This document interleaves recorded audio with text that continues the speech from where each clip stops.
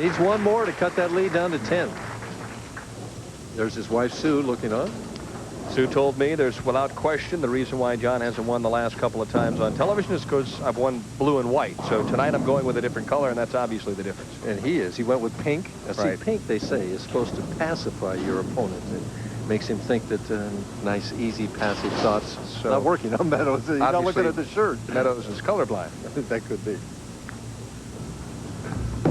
Trying Lost it. for a turkey. Rolls up. May have lost it, Michael, but he was lost and then fouled.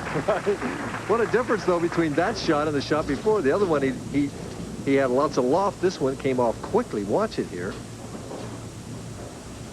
Just clean, but not nearly as far on the lane as the other one. But the result was the same. Must have watched that average builder to get the thumb out of the thumb hole. That one was off in a hurry, and so is Meadows now. In the 7th.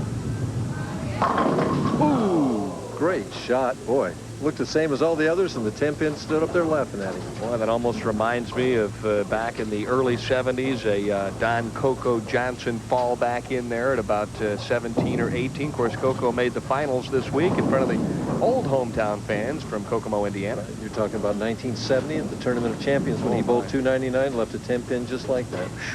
I was there. I was on that show, Dennis. Ringing 10. Of course, you were eliminated early on, right? Right, yes.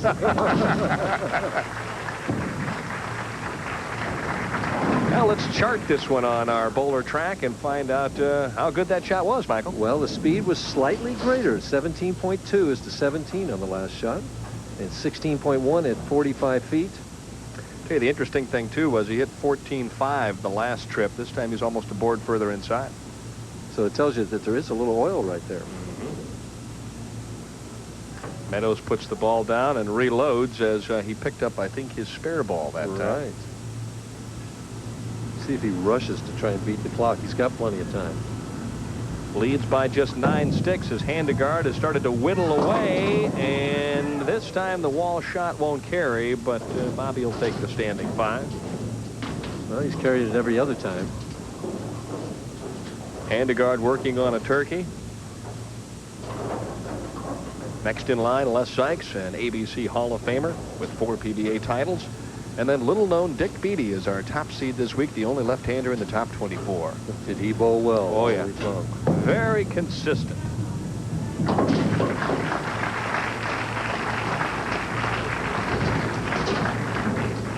Getting down to crunch time for Handegard. Let's see how he handles the pressure. If he strikes here, takes over the lead. Right. John's gotten to this situation before, and something bad has happened before.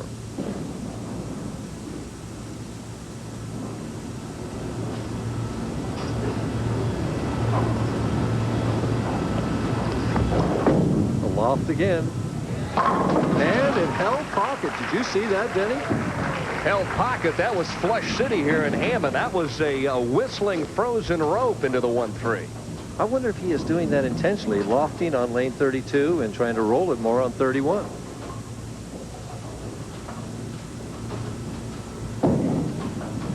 That shot was labeled from the time that it left. It is a little high in the pocket, but with the velocity, it held no problem. Sometimes you leave a solid 7 on those kind of hits. 9th frame. Strike here, and it's a 12-pin lead for John Handegard. Ooh, the 7th pin was the last one to go, but it was rolled pretty. This is the best we've ever seen John look. You can see he's a little more determined. The smile has been washed away, and now it's a furrowed brow trying to snap that losing streak in the championship round. Meadows fiddling with his watch, which had come undone. But the clock is ticking while he's fiddling with the watch.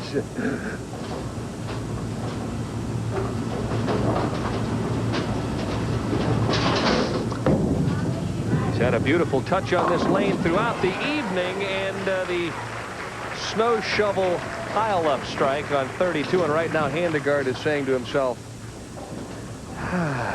what next? Well, John's in a situation, though, that even if Bobby strikes out, the best Bobby can get is 247. John would need the first 1-9 and a spare to win. And the way he's throwing the ball, I think John feels he can do it. There you see a 5-bagger for Handegard right in the middle here of game number 2. He's come from behind. Meadows could shoot 247.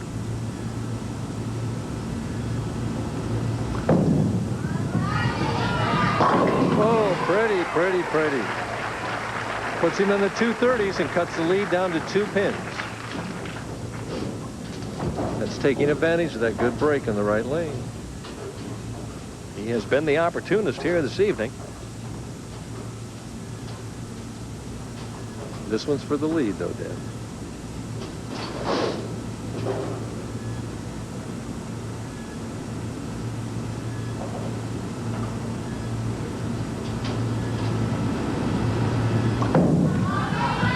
Will it carry?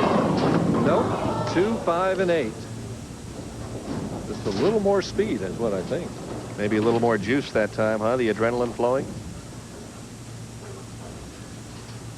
Here we see it. Over the third arrow, but it doesn't grab the lane till too late. Snapped that one pretty good. You can see he was trying to give it some room. The thing you have to like about that shot is it definitely went right. He was trying to strike. Didn't pull it. Never a hint of that. A game of 234, which 9 times out of 10 takes you to the semifinal match, but it may not be so tonight.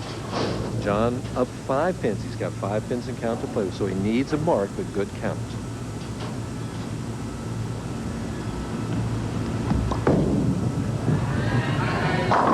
Pretty. He ends the losing streak. John says, all right. So does Sue. She knew all along it was the color of the dress, not the equipment, not the angles, not the roll. See how scientific this game is? Well, actually, we're all a bit relieved. I know John is. He's an outstanding player, and he has really struggled under the lights and the heat of the national television audience. But this evening, thus far, he has bowled brilliantly.